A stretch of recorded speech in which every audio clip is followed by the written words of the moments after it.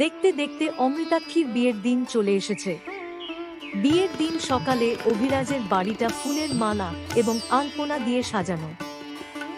অতিথিরা সবাই ব্যস্ত, আনন্দময় পরিবেশ, কিন্তু অমৃতাক্ষীর মুখে বিষণ্ণতার ছাপ। অমৃতাক্ষীর একটি পিঁডিতে বসে আছে, তার গায়ে হলুদ লাগানোর পর্ব চলছে। তার মুখে কোনো হাসি নেই। দাদা, তুই তো কথা দিয়েছিলি আমার বিয়েতে আসবি, কেন এলি না? তোকে ছাড়া এই আনন্দের দিনটা একদম খালি খালি লাগছে। আমাদের অমৃতাক্ষীকে তো আজ পরীর মতো লাগছে। হ্যাঁ সত্যি, কিন্তু মনে হচ্ছে অমৃতাক্ষী একটু চুপচাপ। এদিকে তার বাবা যশোরাজ আর মা অরুণিমা অতিথিদের সঙ্গে কথা বলতে ব্যস্ত, কিন্তু দুজনের চোখে চিন্তার ছাপ স্পষ্ট। অভি যদি এখানে থাকতে পারত আজ এই বিশেষ দিন। অভি, তোকে ছাড়া আজ সব অসম্পূর্ণ লাগছে। তোর বোন কত অপেক্ষা করছিল তোর জন্য, ওরও মন খারাপ। অমৃতাক্ষীর চোখে জল আসতে থাকে, কিন্তু সে তা লুকানোর চেষ্টা করে। অন্যদিকে প্রিয়দর্শিনী এক কোণে দাঁড়িয়ে সব দেখছে, তার চোখে কষ্টের ছাপ। অভি, তুমি তো সবকিছুর আগে দেশকে রাখো আমি জানি, কিন্তু আজ তোমার বাবা মা আর বোন তোমাকে কতটা মিস করছে, তুমি কি বুঝতে পারছো? সে ধীরে ধীরে অমৃতাক্ষীর দিকে এগিয়ে যায়। অমৃতাক্ষী, মন খারাপ করো না। তোমার দাদা তোমাকে অনেক ভালোবাসে, আর সে তোমার জন্য প্রার্থনা করছে। জানি বৌদি, কিন্তু তাকে ছাড়া আজ সবকিছু ফাঁকা ফাঁকা লাগছে। প্রিয়দর্শিনী আর নিজেকে সামলাতে পারে না, তার চোখ ভিজে যায়। সে সবার নজর এড়িয়ে ধীরে ধীরে উঠান থেকে বেরিয়ে যায়। অমৃতাক্ষী আর নিজেকে ধরে রাখতে পারে না।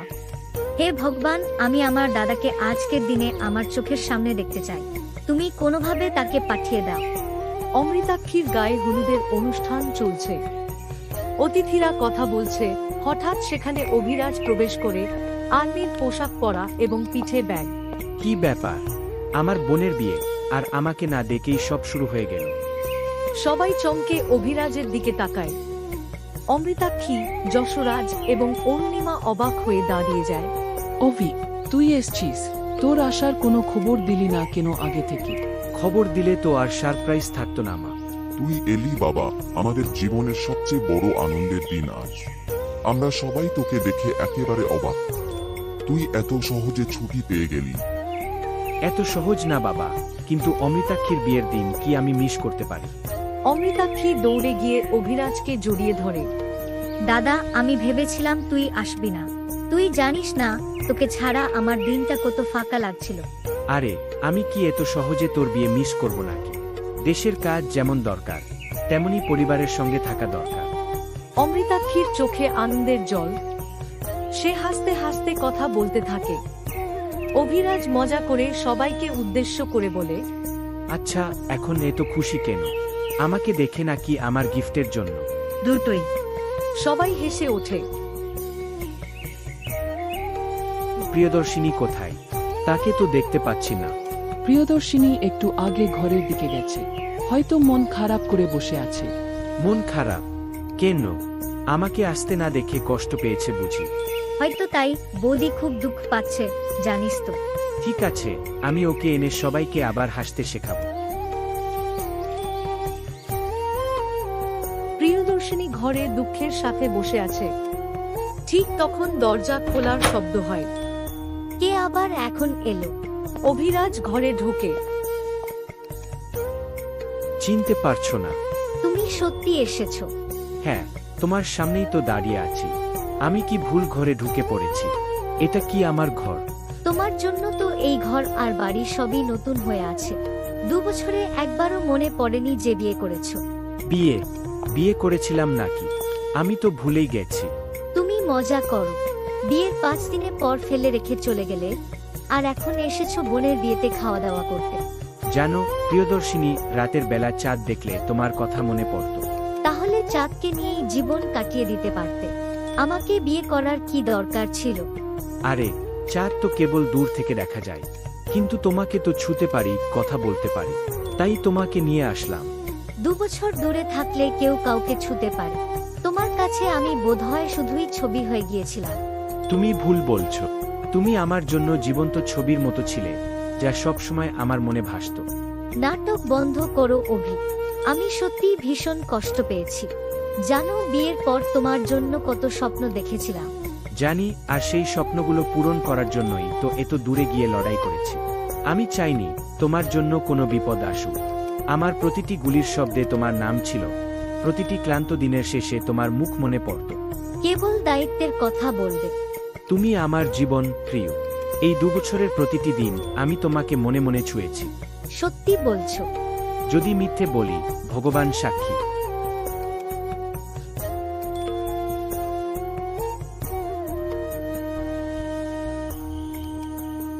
রাত্রিবেলা অমৃতাক্ষীর ঘর ফুল ও আলো দিয়ে সাজানো। অমৃতাক্ষী একটি লাল বেনারসি পরে বসে আছে। তার গলায় সুন্দর গয়না এবং ফুলের মালা। মুখে একটু মৃদু হাসি, কিন্তু চোখে উত্তেজনার ছাপ। ঠিক তখন দরজার বাইরে থেকে কড়া নাড়ার শব্দ শোনা যায়। কে ওখানে? আরে কে আবার? তোর দাদা। দাদা তুই? হ্যাঁ, এসেছি। তবে এত সাজতে সময় লাগছে কেন? দাদা বিয়ে বলে কথা, একটু তো সাজতে হবে। সাজতে হয় মানলাম, কিন্তু এটা কি?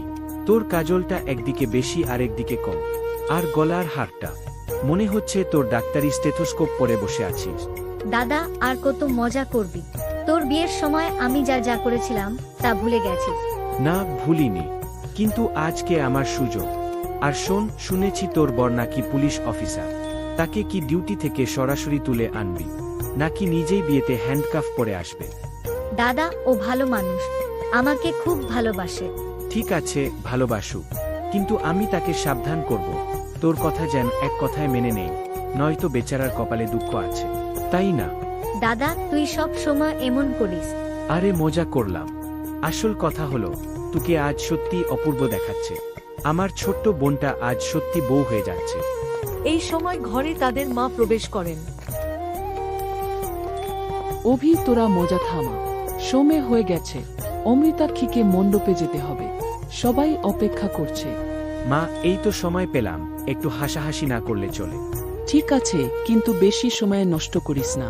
অমৃতাক্ষীকে মণ্ডপে নিয়ে যেতে হবে। অভিরাজ অমৃতাক্ষীর মাথায় হাত রেখে আশীর্বাদ করে। যা তুই, তবে মনে রেখিস, যদি কোনো ঝামেলা হয় তোর দাদা কিন্তু সব সময় পাশে আছে। সে মজার সুরে বলে। মনে করিয়ে দিস, আর্মি অফিসারের বোনকে বিয়ে করেছে, যেন ভুলে না যায়। অমৃতাক্ষী হাসি দিয়ে মাথা নত করে। মা তাকে নিয়ে ঘর থেকে বেরিয়ে যান।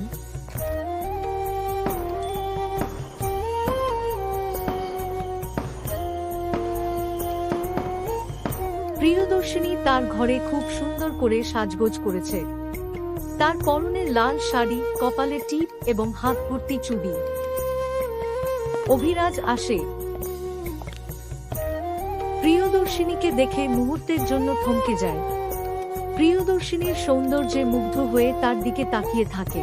আজ তো আমার প্রিয়দর্শিনীকে আকাশ থেকে নেমে আসা কোনো অপ্সরা হয়ে গেছে। তোমায় দেখে চোখ সরাতে পারছি না। প্রিয়দর্শিনী লজ্জা পায়। তুমি কি সব সময় এমন কথা বলবে? সত্যিই বলছি প্রিয়দর্শিনী, আজ তোমাকে দেখার জন্য মনটা উতলা হয়ে উঠেছিল। তুমি তো আজ অনেক বেশি রোমান্টিক হয়ে গেছো। রোমান্টিক তো হবই। এত সুন্দরী স্ত্রীকে এইভাবে সাজতে দেখে কি আর মন শান্ত থাকে? দুজন বসে একান্তে সময় কাটাচ্ছে। একে অপরের চোখের দিকে তাকিয়ে আছে। হঠাৎ করেই অভিরাজের মুখটা গম্ভীর হয়ে যায়। কি হলো? হঠাৎ তুমি এত গম্ভীর কেন? প্রিয়দর্শিনী, একটা কথা বলবো। যদি কোনোদিন আর্মির ডিউটি করতে করতে আমার কিছু হয়ে যায়, তখন তুমি আমার পরিবারের খেয়াল রাখবে। জানো তো তুমি কতটা শক্ত মেয়ে। প্রিয়দর্শিনী কাঁদতে কাঁদতে অভিরাজের কাঁধে মাথা রাখে। তুমি কেন এমন কথা বলছো? আমি জানি কিছু হবে না। আমি প্রতিদিন প্রার্থনা করি তুমি যেন সুস্থ থাকো। জানি প্রিয়দর্শিনী, তুমি অনেক সাহসী, কিন্তু এটা বলার জন্যই আজ তোমার কাছে এসেছি। আমাদের জীবন সবসময় ঝুঁকির মধ্যে। যদি কখনো কিছু হয়ে যায়, তুমি শক্ত থেকো, আমার পরিবারের পাশে থেকো। আমি জানি তুমি সব সময় ফিরে আসবে। ভগবান আমাদের সাথেই আছে। আচ্ছা, আমার উপহারটা কোথায়? তুমি বলেছিলে একটি বিশেষ উপহার আনবে আমার জন্য। কাল পাবে তোমার উপহার।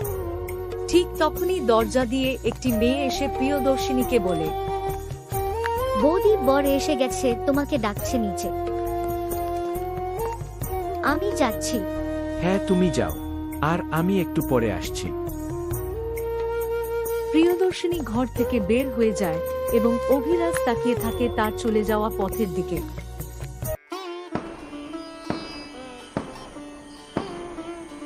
অমৃতাক্ষী এবং তার বর রাঘব বিয়ের মণ্ডপে বসে আছে। অতিথিরা চারপাশে আনন্দে মেতে উঠেছে।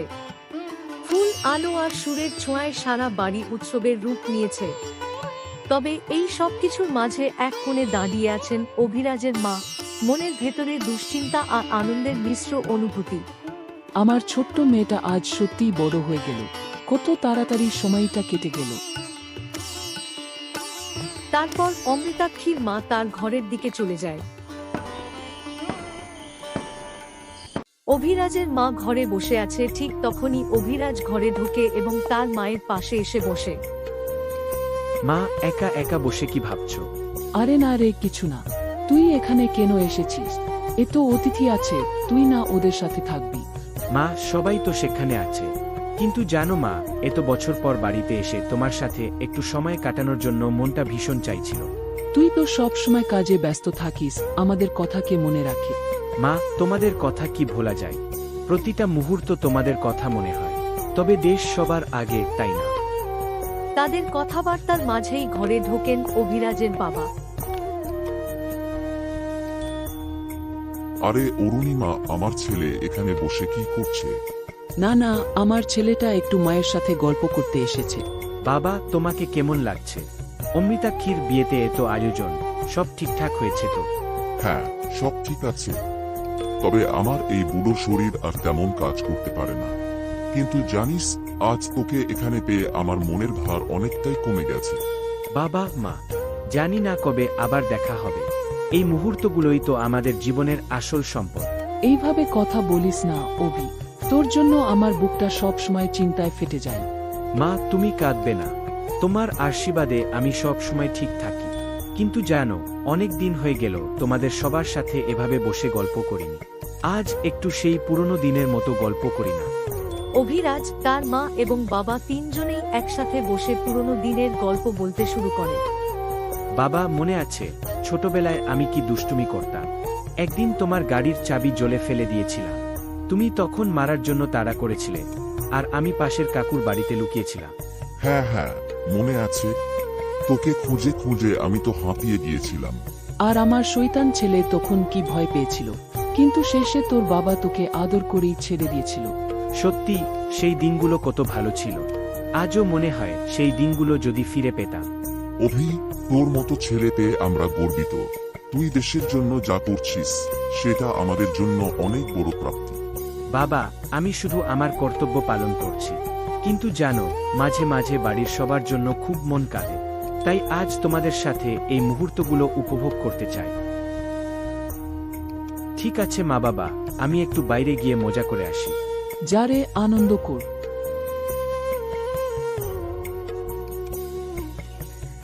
সকালে অমৃতাক্ষীর বিদায়ের সময় এসে গেছে।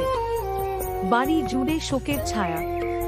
অমৃতাক্ষীকে বিদায় জানাতে তার মা বাবা, আত্মীয় স্বজন সবাই একত্রিত হয়েছে, কিন্তু আশেপাশে কোথাও অভিরাজকে দেখা যাচ্ছে না। মা, দাদা কোথায়? আমি তাকে একবার দেখতে চাই। আরে একটু আগেও তো এখানে ছিল, এখন কোথায় গেল?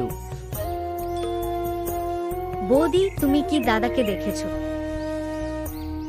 হ্যাঁ, একটু আগেই তো আমাদের সাথে ছিল, তারপর হঠাৎ কোথায় চলে গেল বুঝতেই পারলাম না। এমন সময় প্রিয়দর্শিনীর বড় বৌদি বলে, আমি তো বিয়েতে অভিরাজ বাবুকে একবারও দেখিনি। উনি কি আসলেই এখানে এসেছিল?